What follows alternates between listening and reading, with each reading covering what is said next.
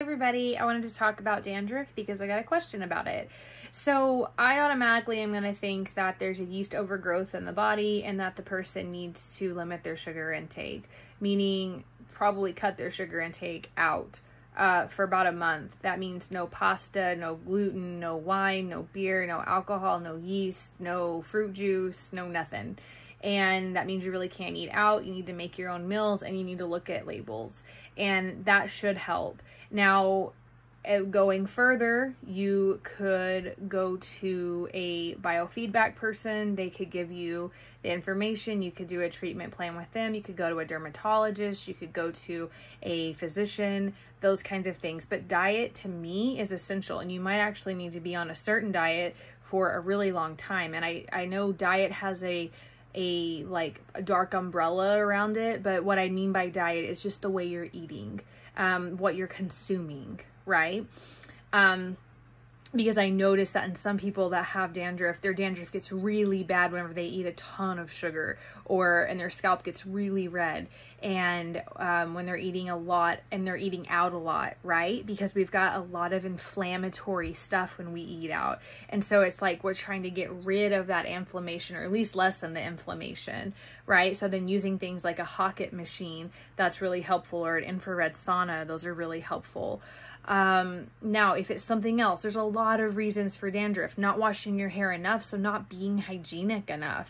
I also know a person who has dandruff, and they get more dandruff if they don't wash their hair enough, right? Now, some people wash their hair too much and they get dandruff. Some people with dandruff need to use anti-dandruff shampoos. I am against all of the commercial anti-dandruff shampoos. I am for the brand Jason. They have one for men and women. I like the men's better. It smells better to me. They don't lather because the lather in these soaps cause you to strip your hair. Those kinds of things, which could make the dandruff worse. You might have to use that and a regular shampoo, and I'm against all commercial shampoos. And when I say commercial, I mean the ones you see on TV, Head and Shoulders, Suave, Dove, all these things. I'm more for anything you could find at natural grocers, anything that's more natural, even though they have the foaming agents in them. They're different foaming agents. I like to wash my hair every day. There's different types of hair shampoos and stuff out there that you're supposed to use like once a week or something. I just don't do that. But if you have dandruff, playing with it to see what works for you, maybe adding in a conditioner. Then there is using at-home treatments for dandruff. So you can look those up online. There's a lot of them. Of course, using things that are holistic, alternative, organic, non-GMO. I have a list on my website of use this, not that for shower time, which just gives you a list of things to watch out for when it comes to shampoos and conditioners and soaps and things like that.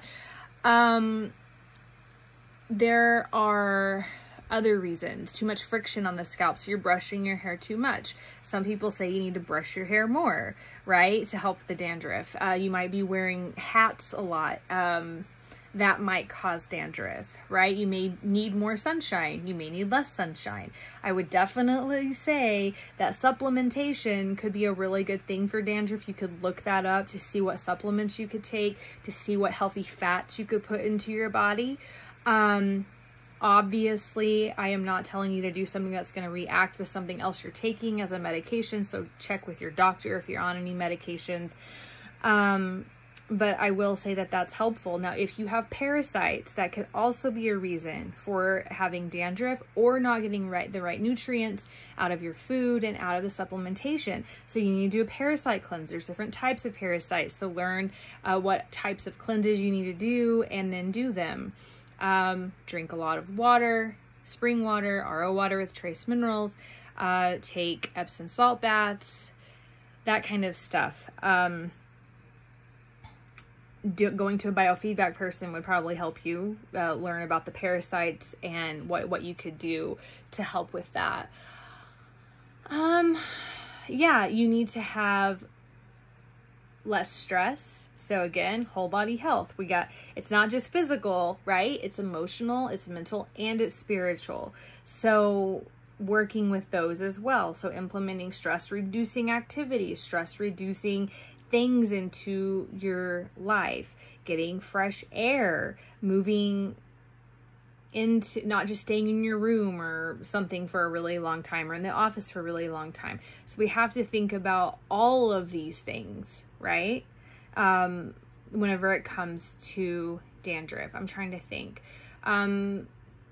If you're in somewhere where there's a lot of mold, if there's a lot of dust, if there's a lot of dirt, those kind of things, that could also affect that, because then you're also, again, thinking about overgrowth of basically something in your body, right? That's causing your body to react in a certain way. Yeah, so that's a lot. It's a long video.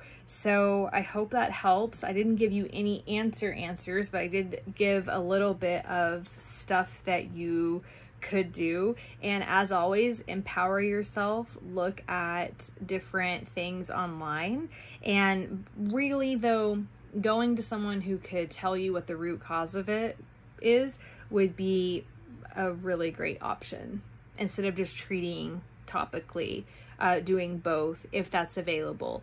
If it's not, then trying what you can, right? Okay, bye.